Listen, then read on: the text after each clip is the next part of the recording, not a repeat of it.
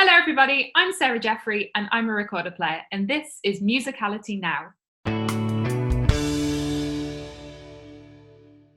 Hi, my name's Christopher. I'm the founder and director of Musical U, and welcome to Musicality Now.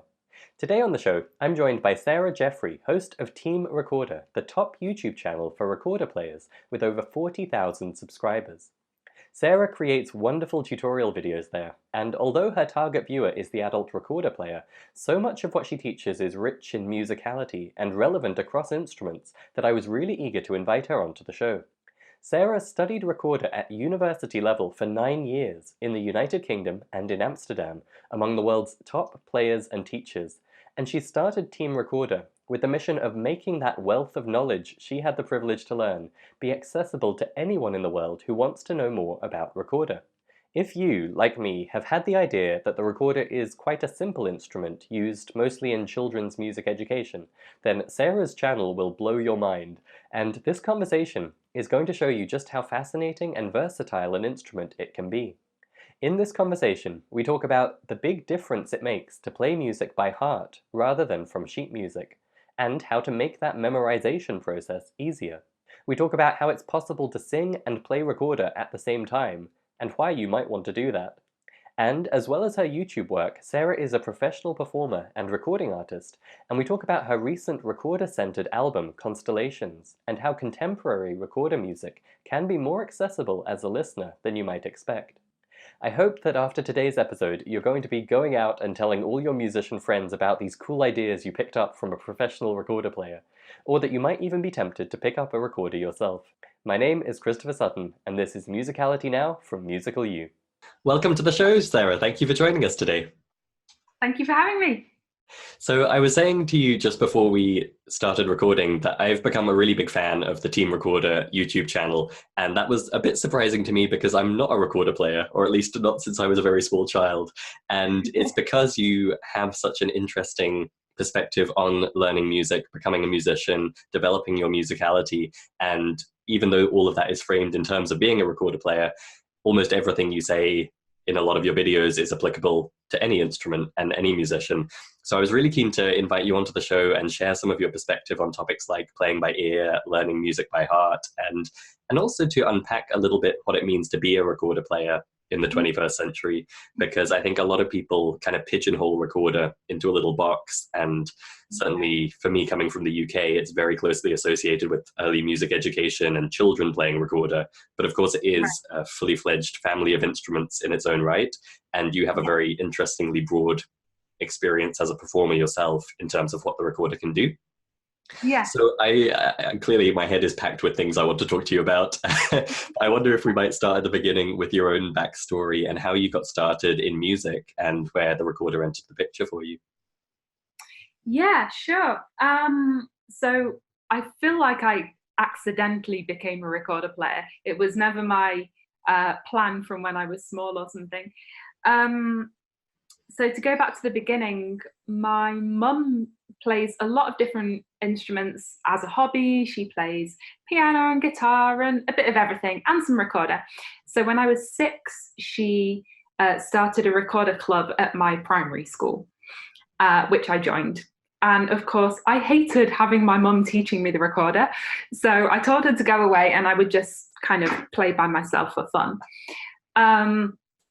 And in the meantime, I started piano lessons and flute lessons, and that was my music education throughout my childhood. So I went for my weekly piano and flute lessons, and the recorder was something I played on my own in my spare time.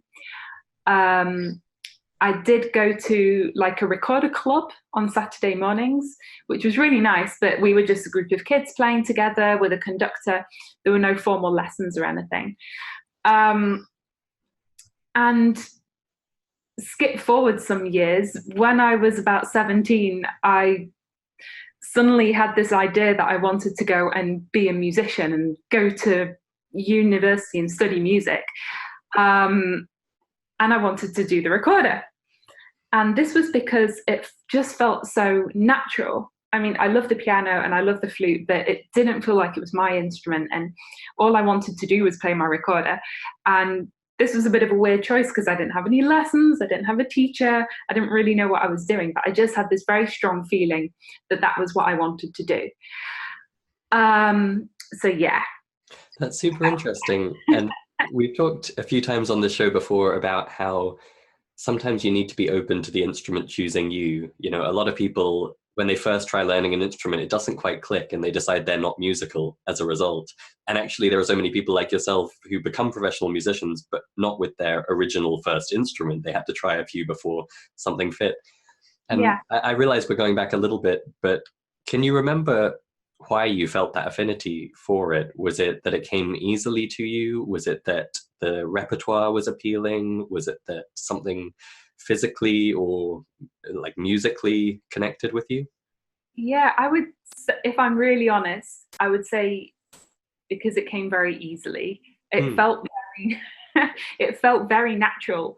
When I pick up on a recorder, when I pick up a recorder and play it, it just worked and it felt so good to play. It wasn't the repertoire because I didn't know anything about the repertoire. Even in my first audition for conservatoire, I played a piece by Van Eyck, who's a composer from the 16th century, and I chose that piece because I thought it was modern music. So I really knew. It was just the feeling I got when I played the instrument. I see. And when you decided, okay, maybe a career in music is for me, it sounds like the recorder was the obvious choice. Did you feel confident about that? Were you coming from a background and a worldview that said this is a reasonable thing to do? I'm well positioned for this, or no? Not at all. I mean, I want to mention something here that's very different now. I started university in conservatoire in 2003. Very different time. Tuition fees were very low, and for my family, completely subsidized by the government. So it was very low risk. I'm not sure if now I was doing the same thing, you know, with tuition fees of 9,000 a year, I think I would have made different choices. So I just want to say that at the beginning. Mm. But no, aside from that, musically, I felt extremely underqualified. I didn't really have any confidence. And I was taking A-level music. And I remember saying to my music teacher, like, but well, I'm not a real musician. All the others are real musicians, but I'm not. And I really felt that. And it took a long time to kind of gain that confidence. And I know from studying up a little bit that not only were you doing A-level music, but you were also passing your grade 8, the highest instrument technique exam, on piano, flute, and recorder at the same time. So how is it possible you didn't feel like a real musician? I don't know. I mean, as a teenager, I was also a teenager, and you just have, how can I say that? Well, yeah, I was a teenager. You don't really have much confidence then anyway. Hmm. But was there anything in particular you felt was missing that the real musicians would be able to do that you couldn't? I didn't really have much concept of what a real musician was, to be honest. I didn't know of any recorder players. No one. I'd vaguely heard of one person called Piers Adams, who's now a colleague, and he's great. But that was with a music teacher telling me very disparagingly, well, you can't be a recorder player because there's only one, and he's called Piers Adams, and there's no room for anyone else. So both worlds. And I knew of things like, I thought, well, I've not really got any qualifications, I've not won any big competitions. I just didn't really have any idea of what it could be. And that made it this big, scary, unknown thing. And if I'm really honest, one of the reasons I first went and auditioned for conservatoire was because some of my friends and my boyfriend at the time were doing it. So I was like, oh, I'll go too. Yeah. That's really interesting. And it's funny, I think that kind of inferiority complex or imposter syndrome can come from the inside where you're like, I don't have what it takes. Or it sounds like in your case, it was coming almost more from the outside where you didn't really know what that would look like. And so it was very hard to imagine yourself in that world of being a professional. Yeah. I mean, I definitely felt that when I first got to conservatoire. because I auditioned, I got in, I was ecstatic and was like, oh my God, I'm doing this. And I got there and everyone was lovely, but I was suddenly studying with people that had gone to specialized boarding schools for music, or they'd spent their whole life going to junior conservatoire, or they'd been in big competitions, they were already performing. And I was just like I felt like I was starting right at the bottom. But I think that was also a good thing because it made me work. Mm. And so what did that work look like? Well, let me see. First, I had to learn how to practice because I hadn't really done that in a disciplined way before. I had a lot of knowledge to learn. I had to learn about the repertoire and technique and history, the kind of context of the recorder. But I had to learn how to practice the discipline of that and actually practicing effectively. I also spent quite a lot of my first couple of years in the pub, like all English students. I was also learning how to be a person, how to live on my own when I was 18 and cook and be responsible. But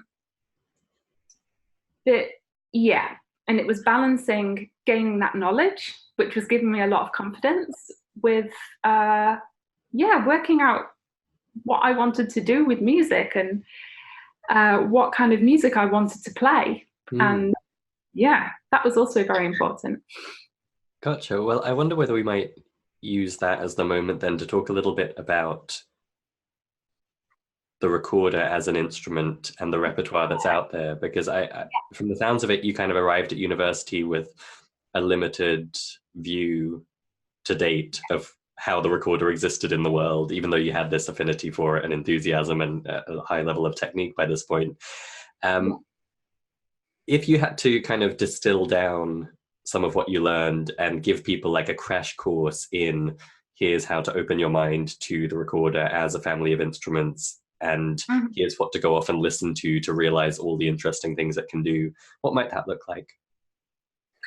Well, the first thing I want to say is the recorder is incredibly versatile. It exists in pretty much every time period, and recorder-like instruments exist in pretty much every culture. The first flute-like instrument that works in the same way as the recorder is made of bone, and it's 40,000 years old. So recorders everywhere. So this means that any kind of music you want to play can fit on the instrument. Very early music, medieval, Renaissance. Of course, you have all the Baroque. That's where it really comes. It did exist in the classical and romantic period. Now there's so much new contemporary music. It's also in pop music, in jazz, in folk, in free improvised music. So there really is something for everyone. Gotcha. And you mentioned contemporary music there, which I know to a lot of people is this big intimidating blob of strange sounding experimental stuff. Yeah. Is there any easy route into appreciating the recorder in contemporary music, or particular artists you could point to where it's maybe one notch more accessible if people are curious but feeling a bit overwhelmed? Yeah. Well, the thing with contemporary music, it's as diverse as the entirety of classical music. It's a really diverse genre. And when we say contemporary music, people often immediately think of the kind of 1960s avant-garde. In Dutch, they call it piep knor music, because it's like knor, beep.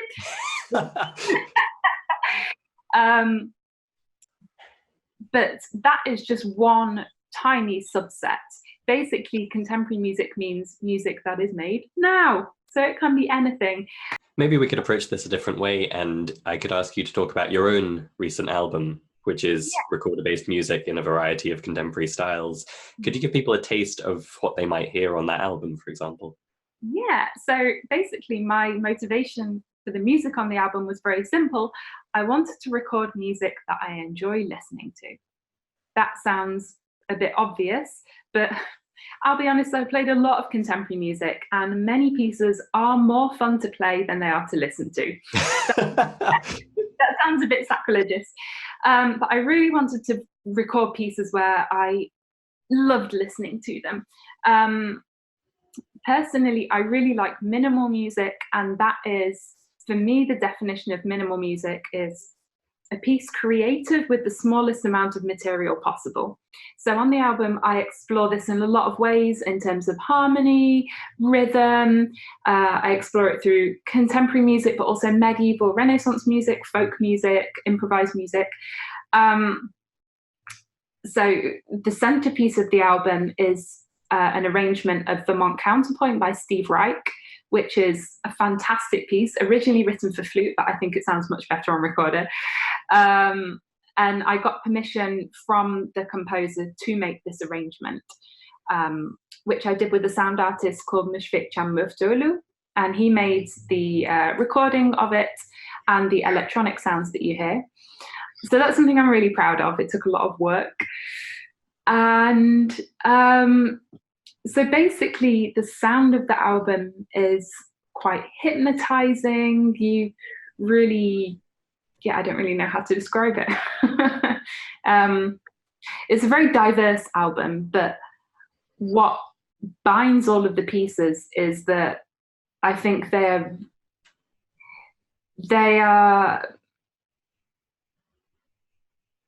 very accessible to listen to, but if you really pay attention, there's a huge amount of complexity. So you can enjoy listening to them on face value, or you can really dive in and find detail after detail after detail. Terrific. Well, the album is called Constellations, and we will have a direct link to it in the show notes for this episode for sure. And if people are starting to get a sense of, okay, the recorder is more than just, the first instrument we give a classroom full of 7-year-olds to tootle about on, how did your own awareness and your own identity as a musician develop during those undergrad years? Were you starting to feel like, oh, maybe I am a real musician, or how did things shape up? Yeah, I would say from the start, I felt like this is what I want to be doing. I feel really happy that I never had doubts in my choice. I think that came partly because I really made the choice myself at a late stage. I never had to worry that I was only doing it because my parents pushed me into it or something. So I think the insecurity came from comparing myself to others. And I think a turning point came for me after a couple of years.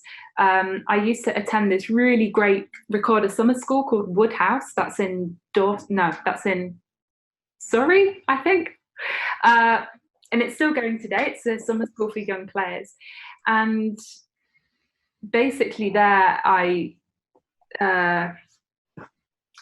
tuition was just really great. And they really helped you to not compare yourself to others, but to gain confidence in your own abilities. So basically, it was just having patience and quite a long process of gaining knowledge, gaining experience with having lessons and performing and playing for other people. There wasn't like waving a magic wand or one simple trick. It was just a process of time. Gotcha. And you mentioned that you started off those years feeling like you were at the back of the pack in terms of your abilities, but you worked hard, so it was okay.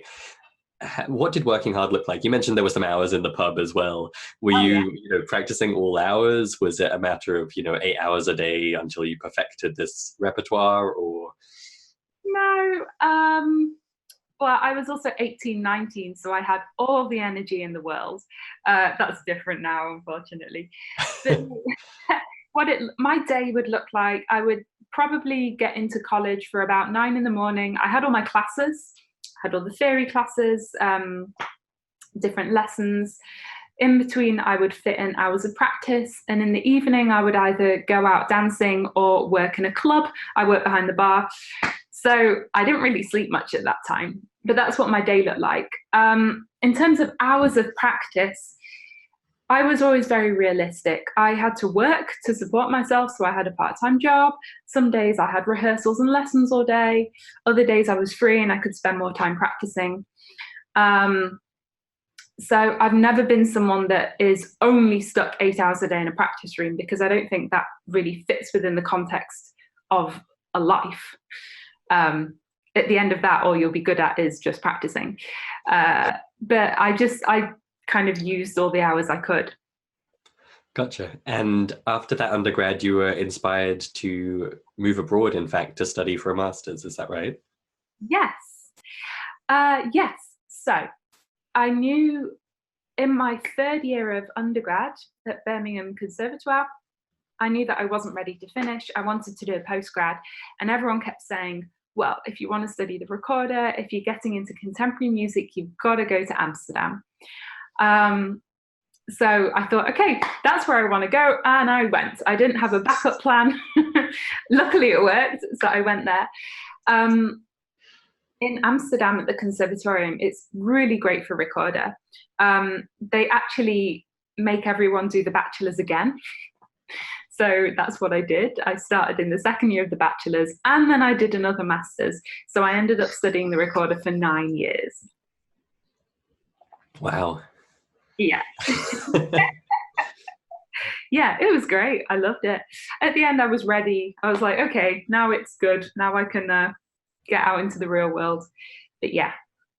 And was it all smooth sailing? I seem to remember, your arrival in Amsterdam was not so fortuitous when you first traveled over expecting to audition.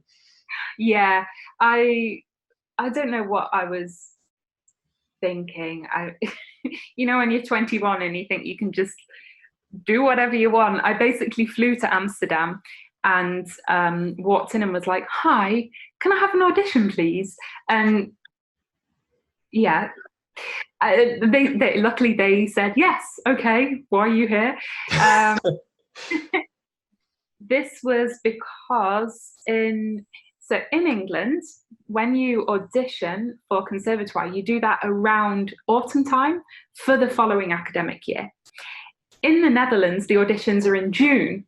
So I thought, I don't want to audition and then have only 2 months. I want to audition a bit earlier, so I have time.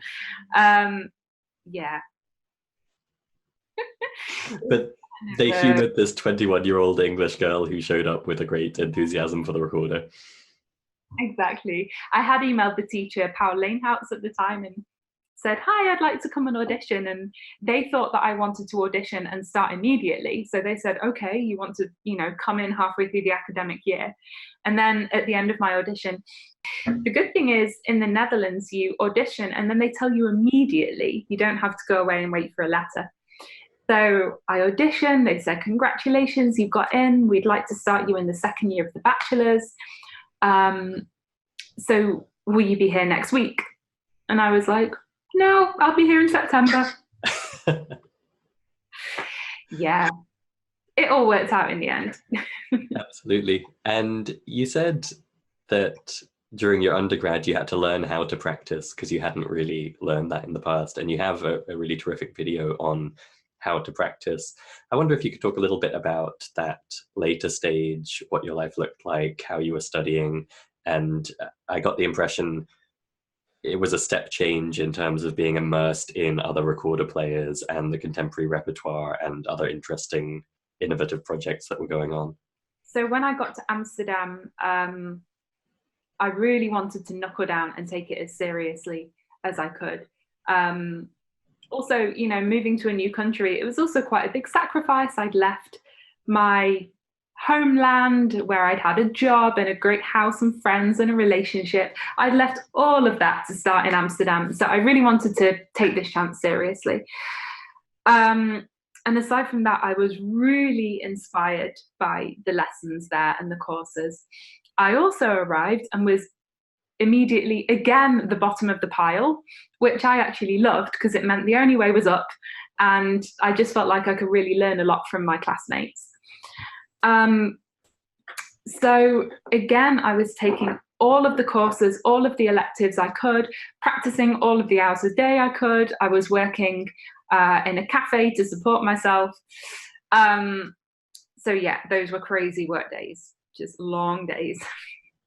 Just one thing I want to mention is that a really important thing for me also when I went to study and meeting up, I mentioned when I met all these other people that I felt inferior to them and like I was starting at the bottom, but I also want to say it was amazing to meet other recorder players, to find out I wasn't the only one, and to see from all these people I was meeting that anything was possible. All of a sudden, I had role models in my teachers and my colleagues. I was getting to know more players, and I very quickly felt like the recorder is a fantastic flexible instrument, and it has just as much possibility as any other instrument, any other classical, orchestral, whatever. Recorder is up there with them too.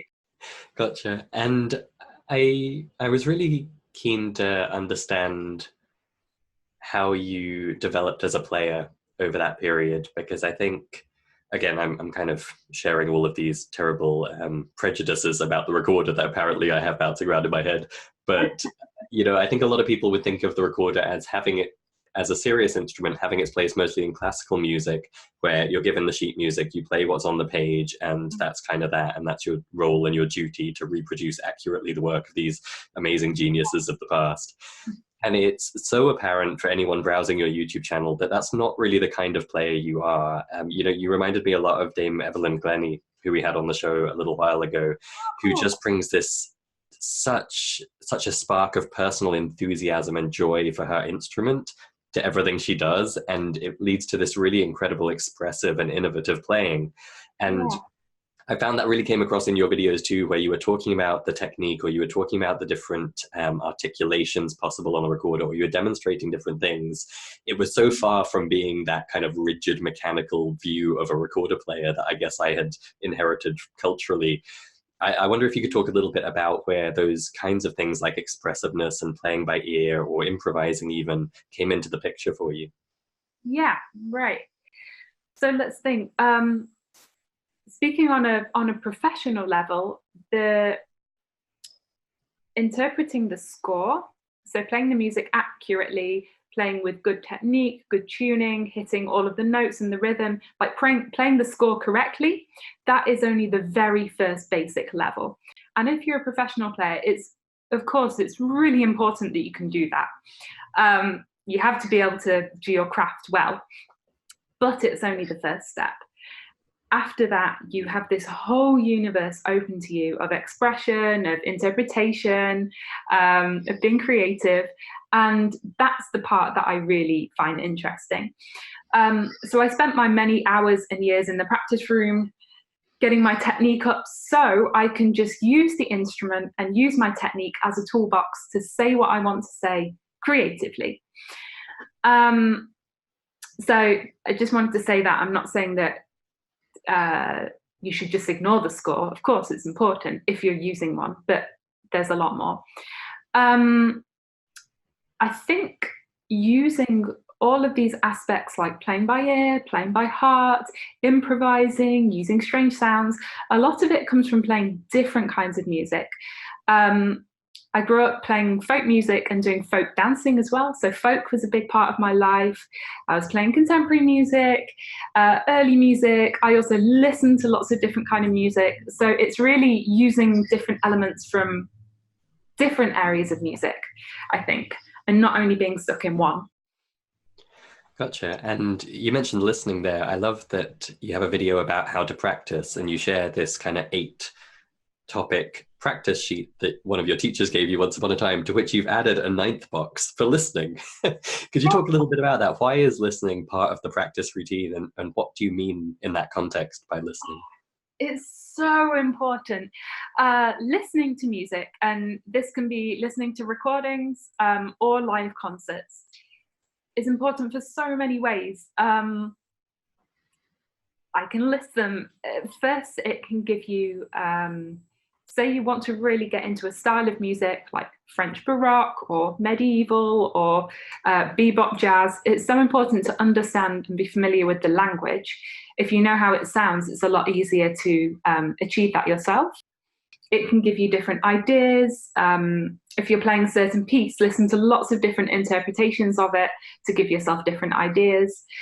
And I really like listening to music that is not classical or not recorder, just to get familiar with different things, and also pure escapism.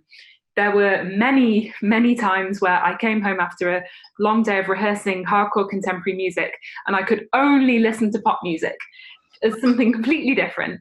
And I think you should just embrace whatever music you enjoy listening to. Be unashamed in your musical choices.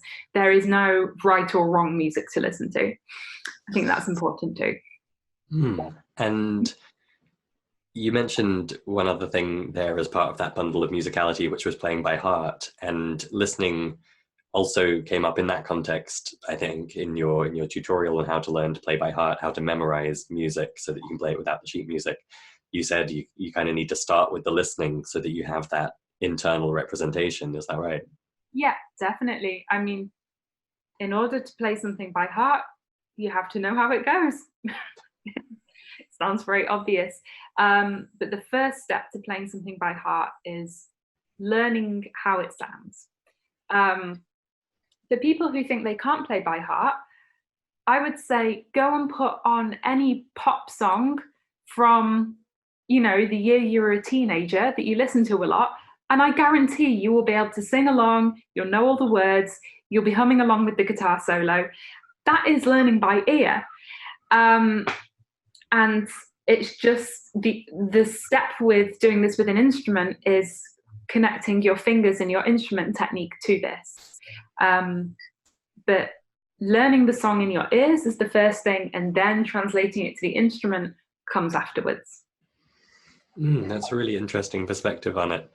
And why was this a topic worth mentioning and worth creating a video on for you? Because it wasn't, I think for me, when I was growing up in music education, learning something by heart was so that you could perform it without the sheet music and impress people. I had no real appreciation that there would be a difference in my playing between the two options. And I think with your video, it came across you were very much more coming from the do this because you'll sound better or do this because you'll play better, rather than let's do a neat trick where you don't need the sheet music in front of you.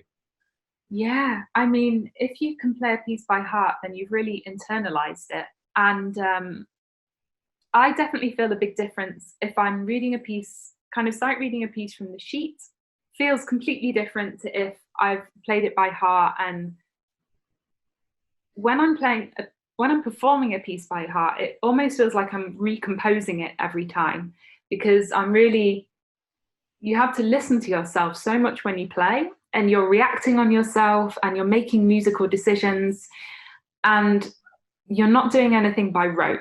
And yeah, you just know the piece so much better. The other thing is it's quite scary, and it takes a huge amount of trust. And I think that trust in yourself as a performer or a musician or in your technique, that gets developed a lot when you're learning to play by heart. So even though the step to performing by heart or playing for people by heart feels huge, when you've made it, it will have really benefited your playing.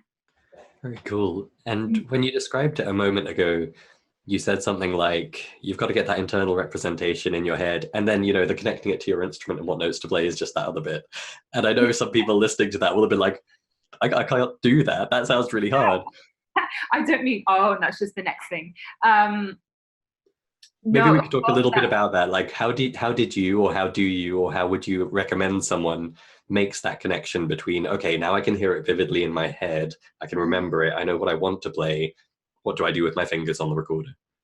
Yeah, I personally like to make use of all these different kinds of learning and kinds of memory. So the one I've spoken about is your ears already, knowing how it sounds. And also, you don't have to completely have it memorized in your head before you start. No, it's all these different things working together. So you've got your ears, you also have your muscle memory of your fingers. And muscle memory is something we use every day, like when we're driving or when we're walking up the stairs or whatever. There's your visual memory. Some people have a photographic memory where they can read the score in their head.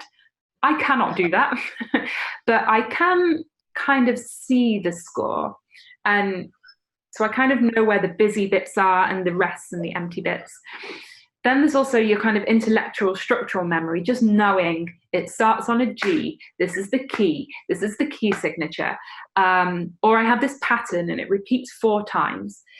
So I use all of those different things.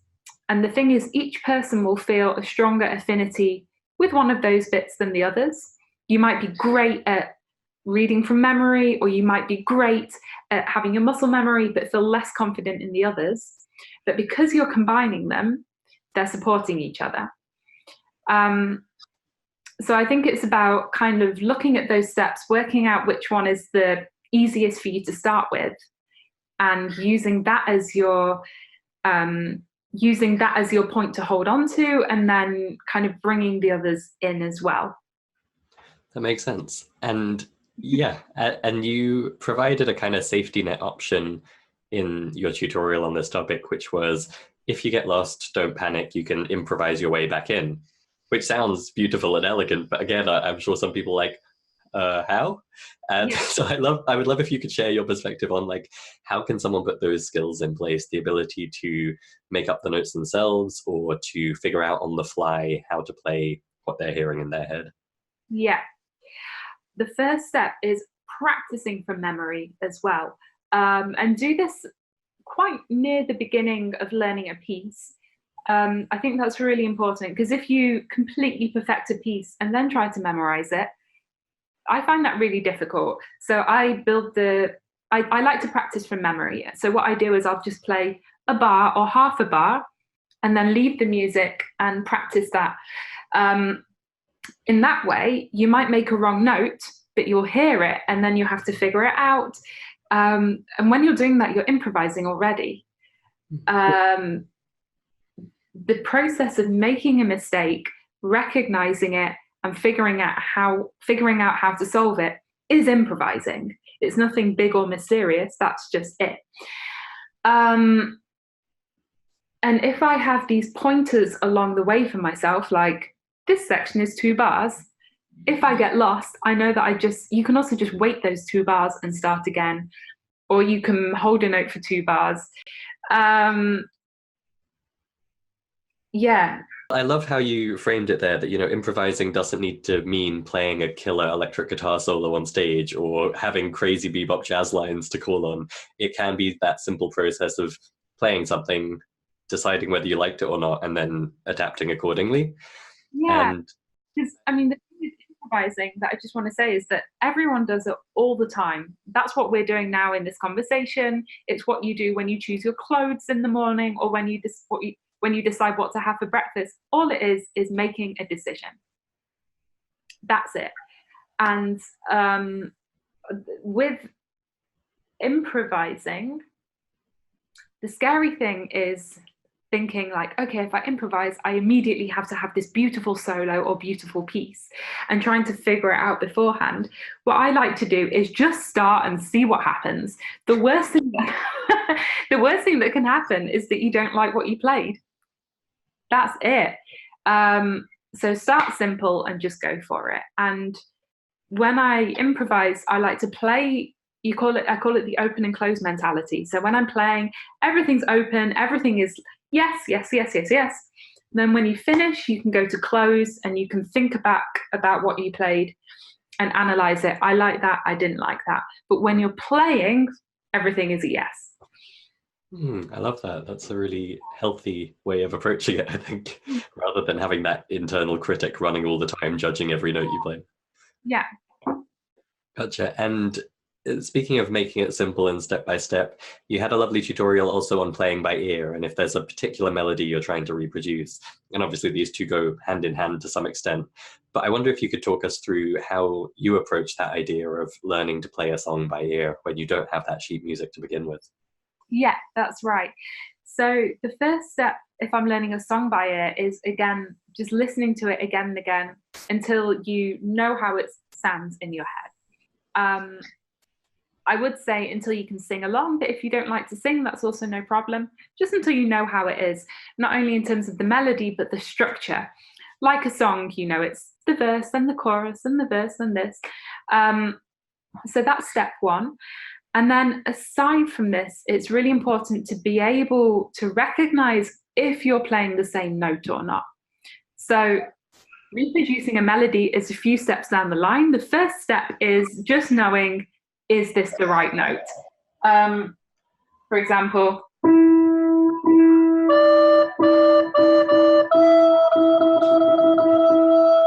recognizing yes or no. And I take this in very small steps. First, recognizing if it's the same note, then putting two notes together, recognizing if it stays the same or if it goes up or down, putting three notes together, four notes. So those are the first steps. I loved that you started with those building blocks, because I think people all too often jump to the whole melody and then they can't do it and they feel like, okay, I can't play by ear. And the sequence you run people through is actually quite similar to what we do on our website, tonedeaftest.com, where we're trying to help people who feel like, I don't have the ear to be able to play by ear. Like I'm tone deaf, I'm not going to be able to do it. And what we show them is, well, first of all, can we tell are two notes the same or different? And then if we can we tell if the second is higher or lower than the first one? And, 99% of people, musicians or not, can do that. And that then becomes the basis for saying, okay, well, if we have a two-note melody, then we're almost there figuring it out. And if we have a three-note melody, it's just a step beyond that. And so I love that your approach mirrored that, and it kind of makes it, I don't want to overstate it, but it's almost too easy to fail at. It's so easy, you can't help but have some progress and see, okay, maybe this playing by ear thing is possible for me. Definitely. I mean, I really liken it to learning to read. The first step is learning the letters, recognizing the letters, then remembering how they sound, linking them into words. And, now I can read by picking up a book and just, it goes very fast. I recognize whole words, but we forget that we went through months or even years of having to figure out what those words are. Is it a B or a D? How does that sound? Sounding it out. I think maybe if we taught playing by ear at the same time as learning to read, it might be different. I'm not we might have a lot more happy musicians around the world. Yeah. I mean, and there are a lot of music cultures that do this, where it is a lot more intuitive and it's really built in. I mean, to go, one really nice example is in Brazil. There is a really great Suzuki recorder school. It's not really Suzuki isn't something I'm really familiar with, but I've seen great results. And these are kids who can play so beautifully and expressively, because they've built up these building blocks by ear, which is different than with notated music. Very good. So you mentioned singing in passing there, and it reminds me, on the Team Recorder YouTube channel, you have some videos which are kind of learn to play recorder. And so, for example, talking through the best adult method books, or what would you cover in your first lesson with a recorder, and that kind of thing, very recorder specific.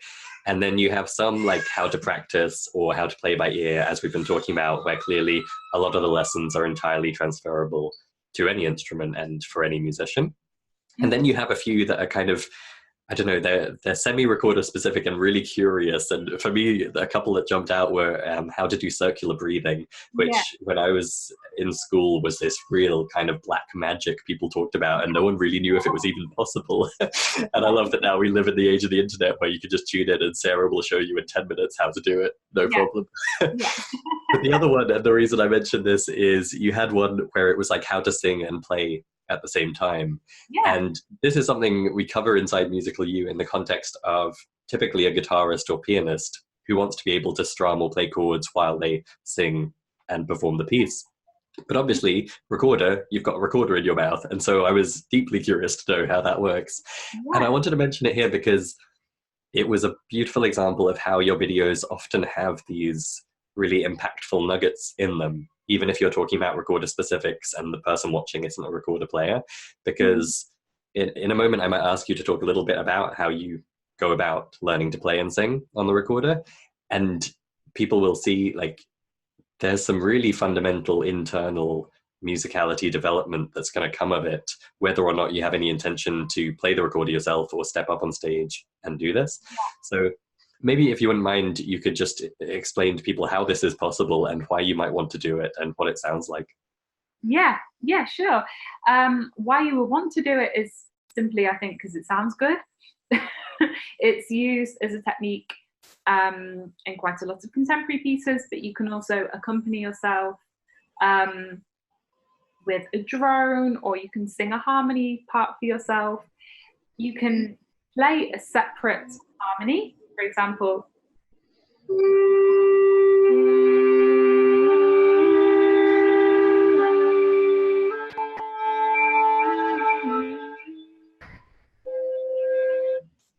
Or you can use your voice just as a sound color. For example, if you play and sing the same note, it just makes the sound different.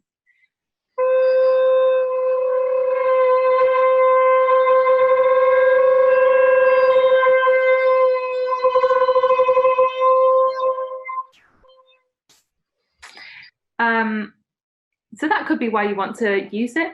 And with the recorder, there is no embouchure, there's no reed, there's nothing in the way. So you literally just sing, ooh, and make sure you're blowing air at the same time.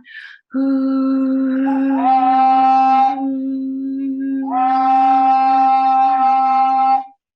and the sound will come out. Tremendous, yeah. And I think in your tutorial, you started off with singing the same note you were playing, and it's that kind of sound color thing where you're changing the timbre of the instrument in a really interesting way. And I was really surprised, I have to confess, to learn in the video that there is repertoire written with this technique in mind. It's not like a little gimmick that you can try out for fun. Like, this is a serious part of how you would be a contemporary recorder player. But from there, you started talking about, okay, well, if I hold this note and then I sing a major third above it, I'm creating my own harmony. And, you know, that idea of creating a harmony above a drone and experimenting with the sound and just creating for yourself interesting things to tune your ear into. I think for anyone who plays a melody instrument, that's a really interesting possibility. So if you're a saxophonist, for example, you can't sing with the reed in your mouth, but you can record a drone of yourself playing and start experimenting with, can I create my own harmony above this drone, or can I create my own counter melody? And I really love this as a case in point of how what can seem like a kind of arcane bit of technique actually opens up all kinds of musical possibilities and exploration for you. Yeah, definitely. I mean, that's one of the exercises that I think is really nice way to get into improvising. So we're kind of killing two birds with one stone. Is improvising over a drone. So I'm going to sing the drone. I'm going to sing that drone. And the improvisation is going to start on the same note, go somewhere else, and come back. And that, I think, is a really accessible exercise to do. So I'm going to try that.